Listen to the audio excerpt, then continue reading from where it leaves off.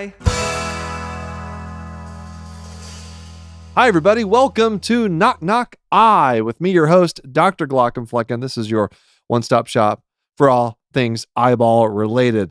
I've got a really fun episode for you today because we're going to be doing a lot of questions. Lately, last couple episodes that have gone up on our YouTube channel at Glaucomfleckens. I mean, these episodes, they go up everywhere, anywhere you want to get your podcasts. But for comments, I like to just see what people are talking about on the YouTube channel. So you don't have to watch me there. You can listen to me on Spotify or wherever the hell you want to listen to podcasts. But if you want to leave a comment, go over to the YouTube channel at Glaucomfleckens. That's where you find all these episodes, the video episodes, and that's where I read all those. And so I've gotten a lot of great comments. I've got some corrections to issue about some things that I've said that were not accurate. And so that's mainly what we're going to do today. I do have a couple of eyeball topics that have come up in the comment section too. So just a little hodgepodge potpourri of lots of different things. But right now here at the top, I want to talk about the state of medical comedy a little bit. In general, I think it's in a great place. I think, man, I still remember when I started doing, I don't want to make it sound like I invented medical comedy because I didn't. There were people, there have been funny doctors for a long time. But social media was the first time I think that, people started to realize, oh, wait, there are some funny doctors out there. And so when I started doing Glaucomflecken, there wasn't much out there. And I was nervous enough about telling jokes, with my face, with my name, that I was anonymous for 4 years because I was like, I'm going to get fired if people know that I have a sense of humor. I'm a physician with a sense of humor. I can't let people know that, which is ridiculous in hindsight. I didn't need to hide myself. Patients actually love it when their doctors are funny. They really do. But I was scared. I was nervous about it. There wasn't a lot of people. I didn't have a framework to follow. Someone there were the Gomer blog guys, and they're incredibly funny. Most of them were posting under pseudonyms though. No one wanted to put their name to their comedy. And so it kind of felt like a new path trying to figure it out. But now fast forward, that was back in 2016 when I started Glaucomflecken. Now, 8-9 years later, you go on TikTok and man, I've recently, the algorithm has just been feeding me all these brand new content creators, which is great. I love seeing what these healthcare professionals who are starting to make content. Most of them are young, med school, residency, fresh out of training, seeing what they're doing and the education they're giving, the advocacy, and yes, the humor. There are a lot of people there telling jokes, jumping on trends, memes, all these things.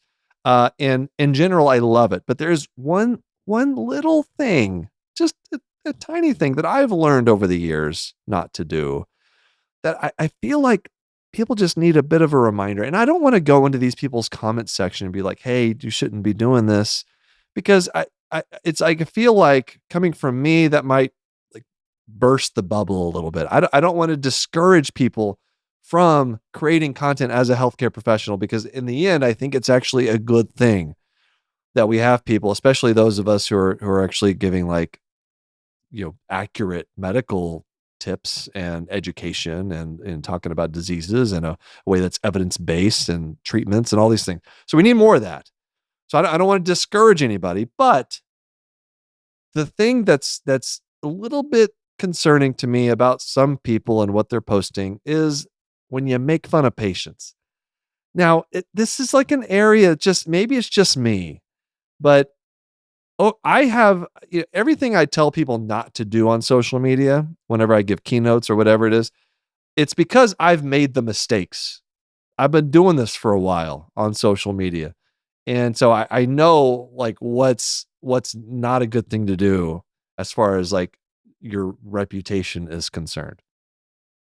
And the biggest one is when you put content out there it's kind of like making fun of patients. And it's always the same stuff too. It's you're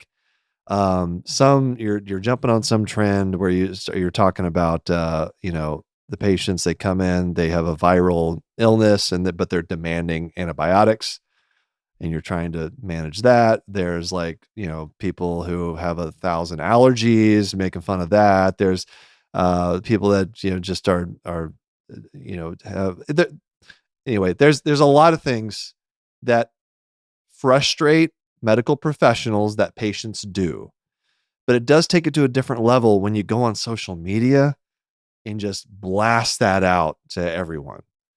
Because one thing you got to realize with patients is when they do some of these things, when they raise their voice, when they get frustrated, sometimes when they get angry. Now, obviously, nobody should be violent or verbally abusive. Like, I'm not talking about, there's a line that patients should not cross. And it's fine to call people out for that kind of behavior. Like, that's not okay to be abusive toward medical professionals. But often it's just when patients are frustrated, it's coming out of a place of fear, because the medical system, our medical system in particular in the US, it's scary. It's hard to navigate. It's time consuming. It's expensive. That's going to raise your anxiety level a little bit. That's going to cause lots of fear. And people, sometimes they're just scared, and that comes out for people in different ways. And so, I would hope that everybody just keeps that in mind before you go on social media and make a piece of content that, yeah, it might be funny, but what is that message sending to your patients? Not you specifically, medical professional making these types of jokes, but what message is that sending to patients about the people that do what you do? And so, like, I have personal boundaries I've set for myself with my content that I will not do. And one of those is making fun of patients. I rarely, if ever, have a patient character in my content. I do that purposefully because I don't want to post something either purposefully or accidentally that will undermine the public's trust in physicians, which is already dangerously low. I don't want to make it worse. And I do feel like there's a lot of people that are going to see content like that, even if we all know it's a joke. They're going to see it, and they're going to react to it negatively, and it's going to shade their impression of what medical professionals do, and the empathy that we have toward our patients. It's going to take a hit. And it's not just that person, it's the whole enterprise. All of us take a hit when people post jokes like that. And it's just, and you could make the argument, it's like, well, just take a joke. Why can't people take a joke? It's different. It's different when it's coming from a physician who, or anybody. It's not even just physicians. I see it from PAs, NPs, dentists.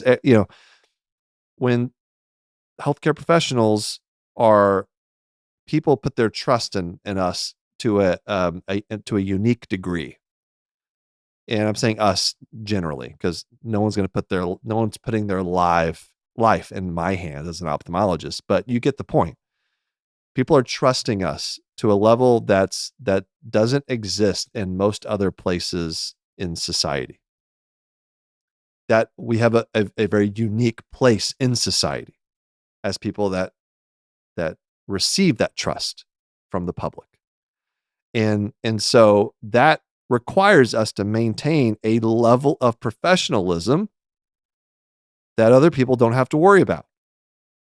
Right? Like, I'm against the people that weaponize professionalism.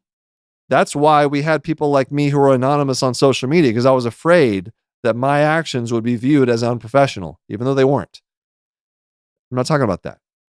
Like, that's okay. I encourage people to express themselves. Tell jokes. Use your sense of humor. But there's certain lines we really shouldn't be crossing.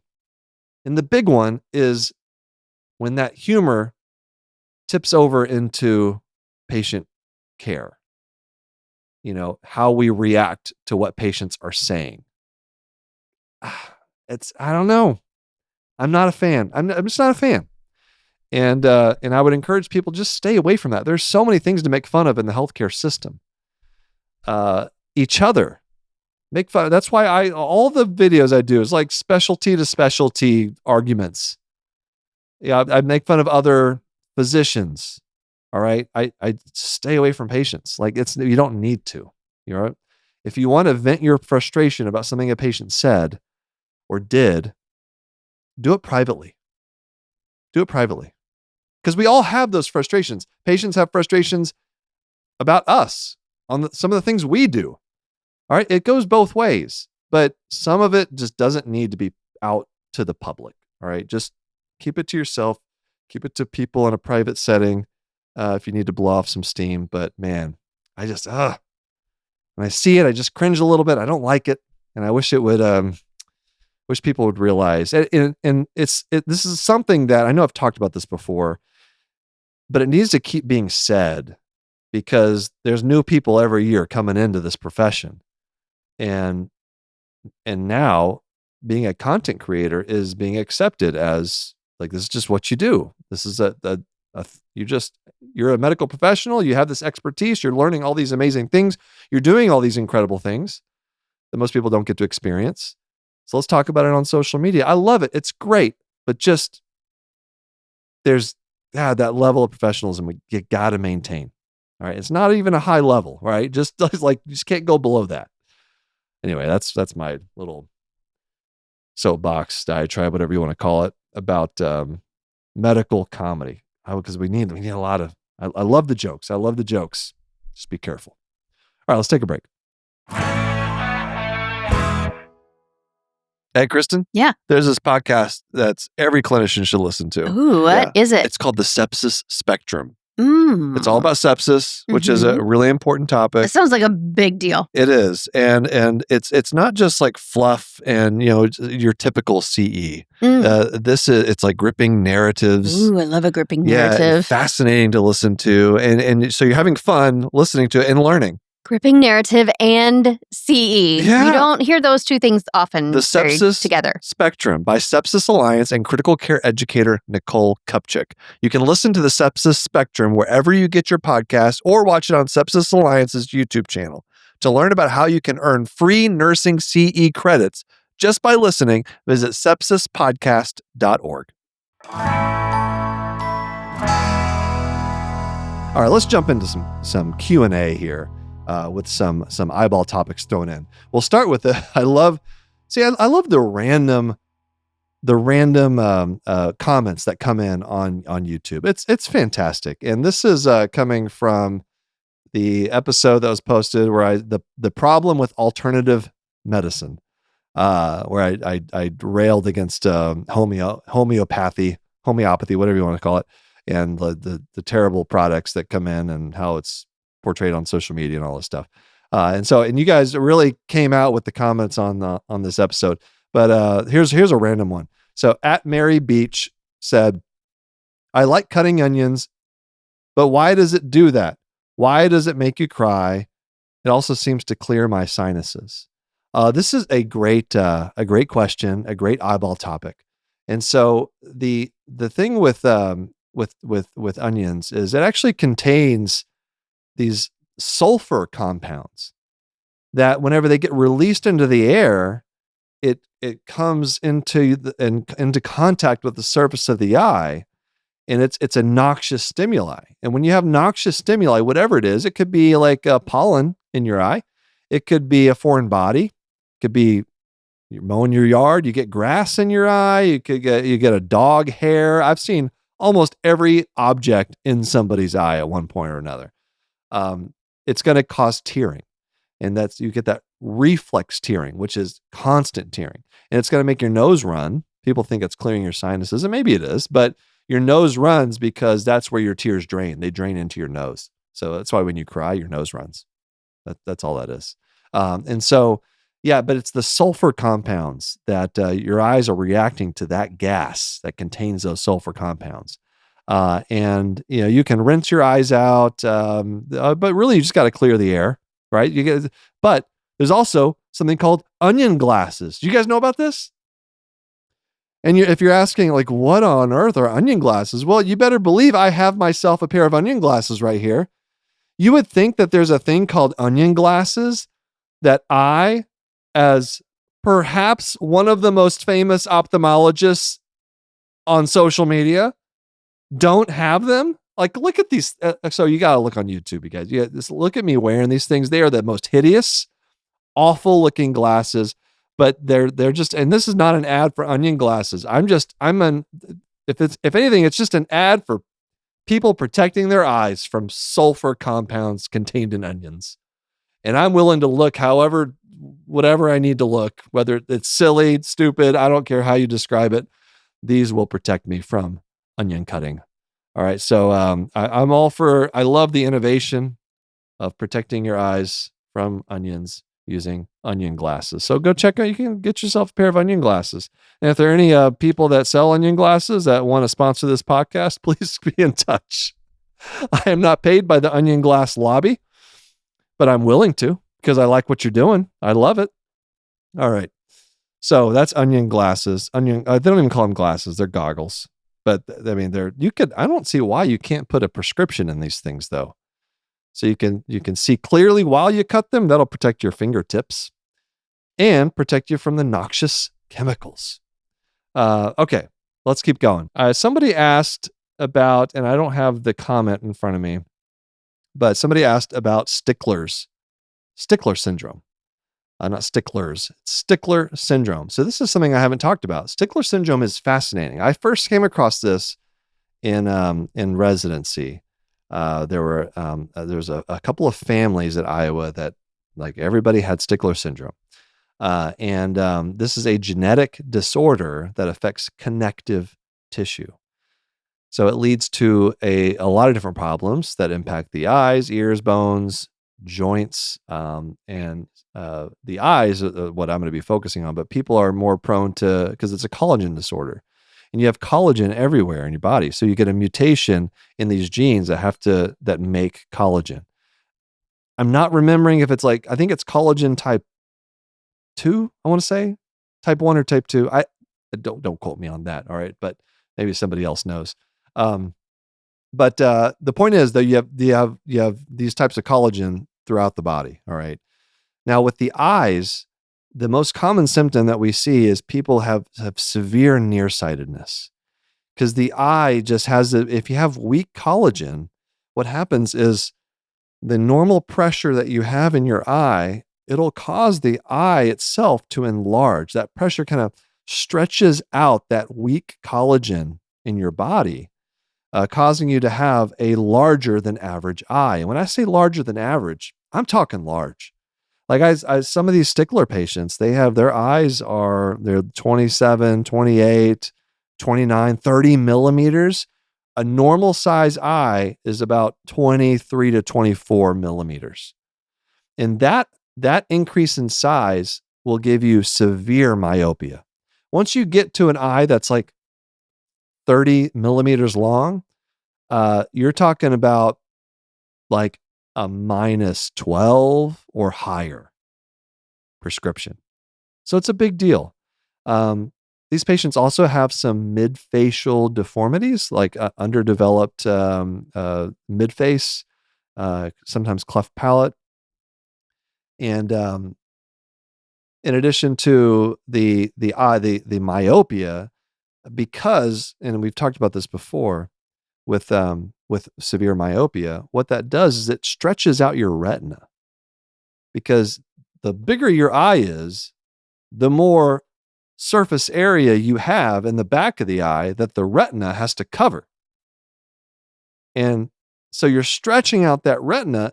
It's going to be much more prone to breaking, having tears, vitreous detachment, retinal detachment. So these patients, unfortunately, are very, very high risk for retina problems.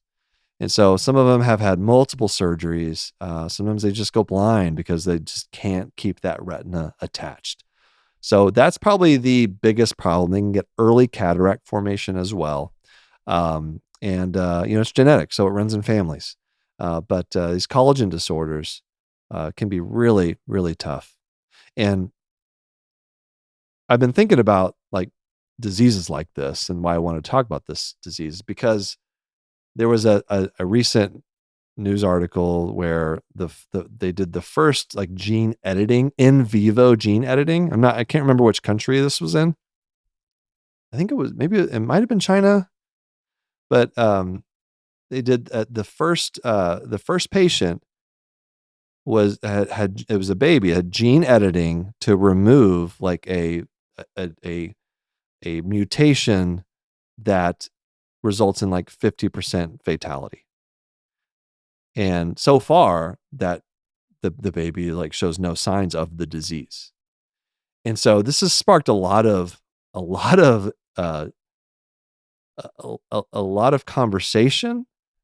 People saying, "Oh, this is amazing," and it is amazing. It's incredible we can do that. And then some people are like, "This is eugenics. This is a slippery slope toward Gattaca." If you guys remember that '90s movie Gattaca, we just watched it in our house not too long ago. I love the movie; it's great. But basically, like you can choose what you want your baby to be, right? If you have enough money. And so I think people have that in mind when they think about like this idea that we can like edit out defective genes. And I see both points of view, right? You could totally see how if we get really good at this gene editing thing where we can edit genes for any disease, but also any like feature, right? Eye color, hair color, personality. I don't know, like, right? You can see how, especially in the US, like someone's going to try to make a ton of money off of this. Like that's just how things work in this country, right? So someone's going to take this and use it for unethical things, like you know, like stuff in Gattaca. So I understand that point of view. Like that's so far off, and I'm not saying that would never happen, but like that's so far off. I think it's important to like celebrate these like breakthroughs that we have, because you also have the other side where it's like you have a family with a Stickler syndrome, right? Where they have a defective gene that causes collagen problems. Well, what if like as a newborn they can edit that out? And so the baby doesn't have to deal with a lifetime of joint issues and retinal detachments. And so, I don't know.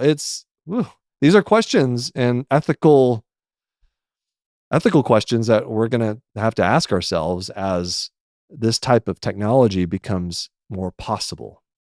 So anyway, that was all about Stickler syndrome, everyone. We're getting into ethics, and I'm not an ethics professional or something. I try to be an ethical person, but there's a lot I don't know. So I'd be interested to hear what other people think about that. If you heard about that story, I didn't explain that very well because I don't have it in front of me, but so someone else maybe has more information about it than I do. Okay. Stickler syndrome. So thanks for that question. Whoever you are, I'm sorry I don't have your comment right in front of me. People, let's see. Oh, this was really something I have to correct. So in the last episode, I talked about, or a couple episodes ago, I talked about the story where someone was having cataract surgery and died because the like monitors were turned off. It turns out they weren't breathing. There was some kind of musical jukebox game being played in the OR, basically distracted OR personnel. And it ended up with a death, which is extraordinarily uncommon for cataract surgery. So it's very scary. Definitely made the rounds in the ophthalmology community. I had a couple of great, good comments from it. During that conversation, I discussed how we do sedation, typically in cataract surgery. It's like 1 to 2 milligrams of Versed. And then I also said 50 to 100 milligrams of fentanyl. That is not correct. That would potentially kill a horse, much less a normal human. Any human. What am I talking about? But it's micrograms. We're on the microgram scale when it comes to fentanyl. Don't let anybody ever give you 50 milligrams of fentanyl. You will not be breathing after a very short period of time. Okay. So anyway, I just wanted to issue that correction. I do know the difference. I just misspoke. At least that's what I'm telling myself. Okay. Oh, another comment that, a great comment about that story. One person said that they had a C-section, and when they woke up, they heard like the staff joking around and having a good time and just talking about whatever to each other. And that was actually reassuring to the patient, because part of what I talked about in cataract surgery, people are awake, right? And so they can hear anything you say. And if you're just chit-chatting with each other, which sometimes we do in the operating room, maybe that could put patients, make them a little bit nervous, like we're not paying attention to the surgery. But this comment was the opposite side of things. They're like, actually, it made me feel more calm, because if they're just talking about their day, that means that everything's going right, and that there were no complications, nothing bad happened, because everyone's just enjoying they're very relaxed. You could tell that the staff was relaxed. I never thought about it from that perspective. That's a really good point. So thank you for that comment. And so, I don't know, everything in moderation, I guess. Like, we do just talk with each other in the operating room, but we're all very focused on our jobs. And there are a couple of points during cataract surgery that I definitely do not talk. I wouldn't even be able to pay attention to anybody saying something to me during those steps, because they're very delicate. I have to have complete focus. All right. Last thing I want to talk about here. We did a little bit of eyeball stuff, right? Did I do enough? Did I do enough eyeballs? Because I was about to go to like a slightly different ball, my Testoball. And it was at Tanya Gruning. That's who it was. Talked about Stickler syndrome and eye complications. Yeah. So thank you for that.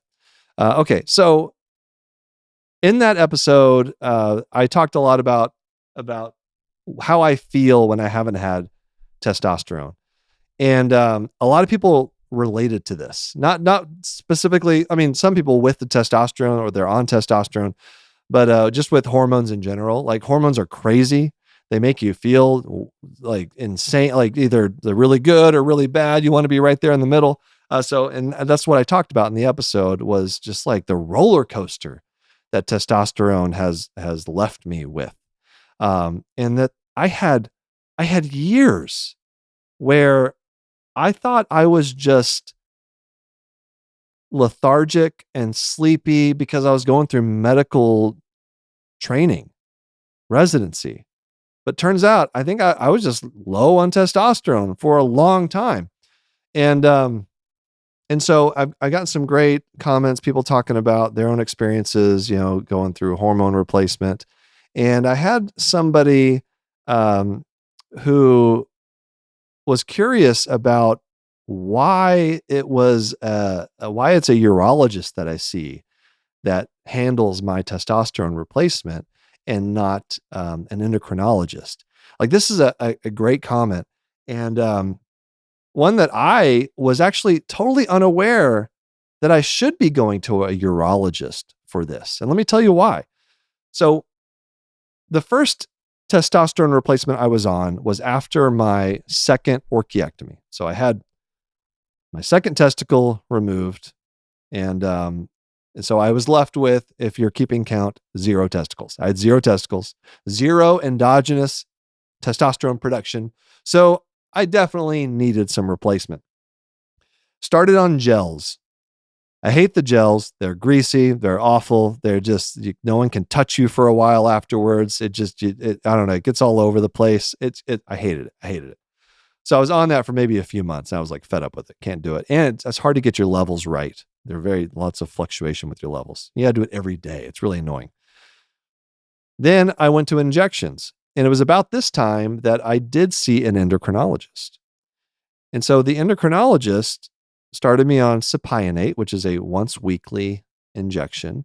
Started me on like a very traditional dose that helped, but not enough. And just kept me I was doing that for like a couple of years, just seeing the endocrinologist. Never even thought, hey, maybe I should go see a urologist for this. Because in my mind, I'm like, I have no balls. What do I need to see a urologist for? They're going to look at my ballless scrotum and they're going to be like, what the hell are we going to do? There's no balls here. Go see someone else, buddy. All right. Get your ballless ass out of our clinic.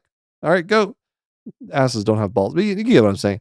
So anyway, I was just seeing the endocrinologist, and I was doing okay, but I was having to inject myself like once a week, and cypionate, which is a very basic, just hormone replacement.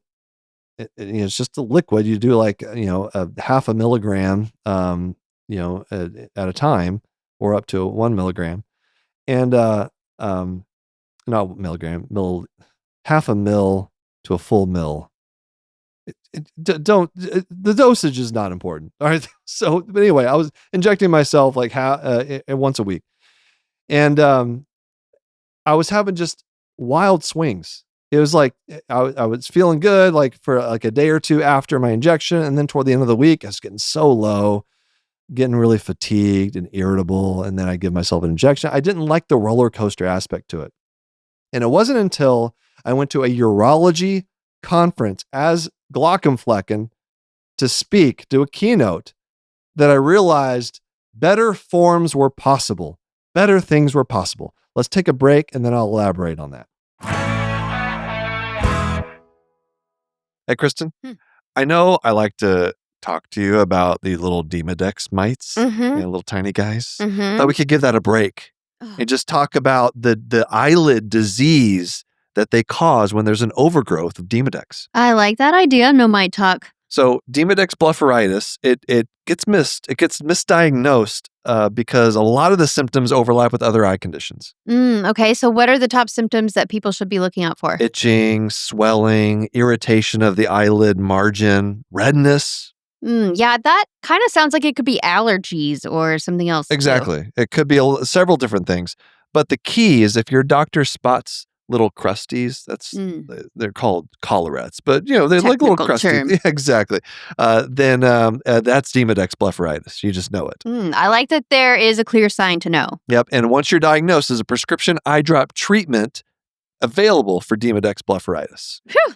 That is good to know. To learn about the common symptoms of Demodex blepharitis and more, visit miteslovelids.com. Again, that's miteslovelids.com to learn more. This ad is brought to you by Tarsus Pharmaceuticals. All right, so here we go. I'm at this urology conference, and I just kind of joking around. I was talking. It was this cocktail hour. And I had a group of urologists, and urologists are great people. They have a wonderful sense of humor because they have to.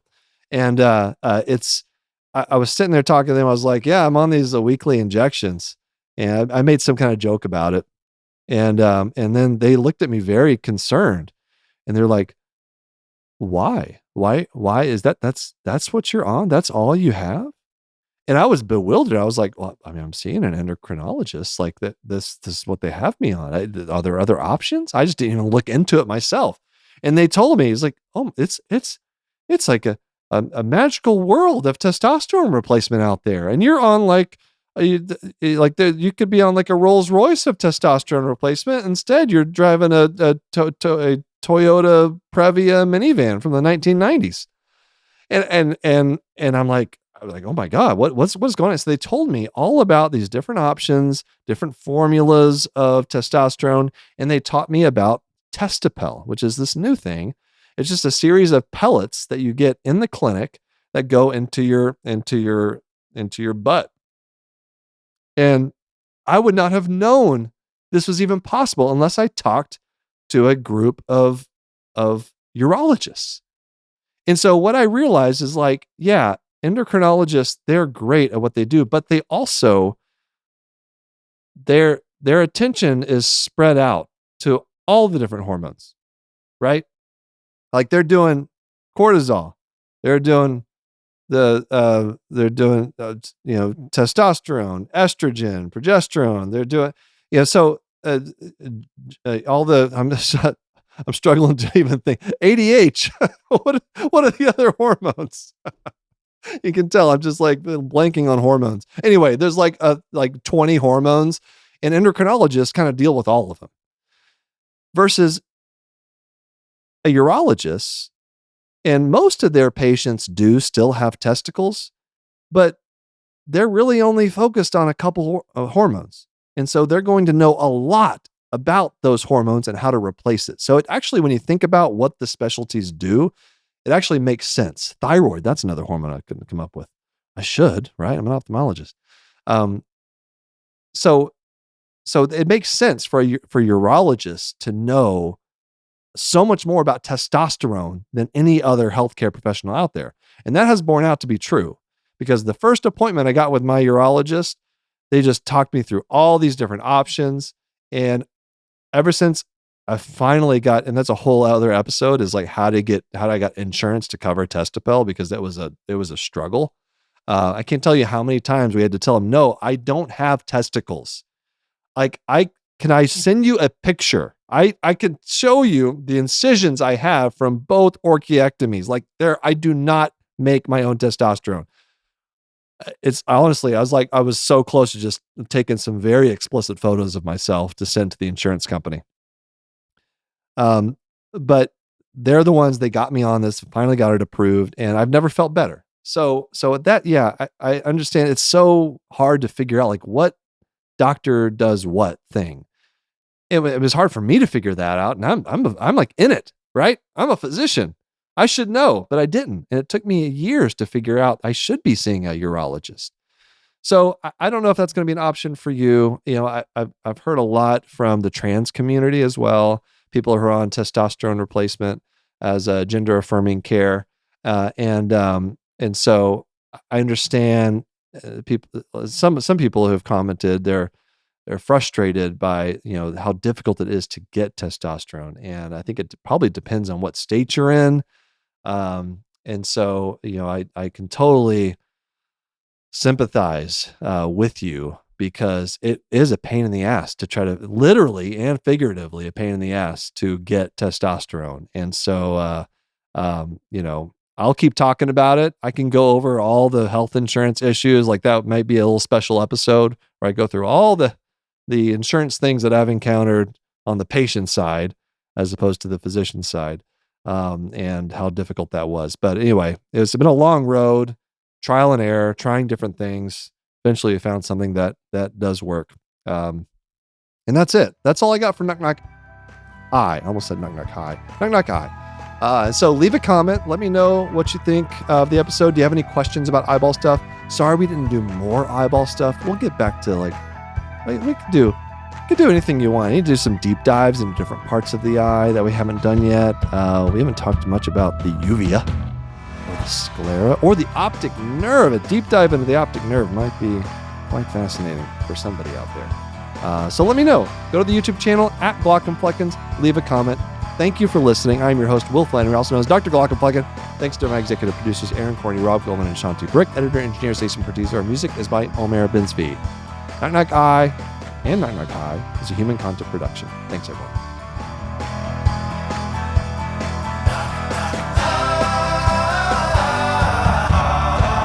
Knock, knock, goodbye.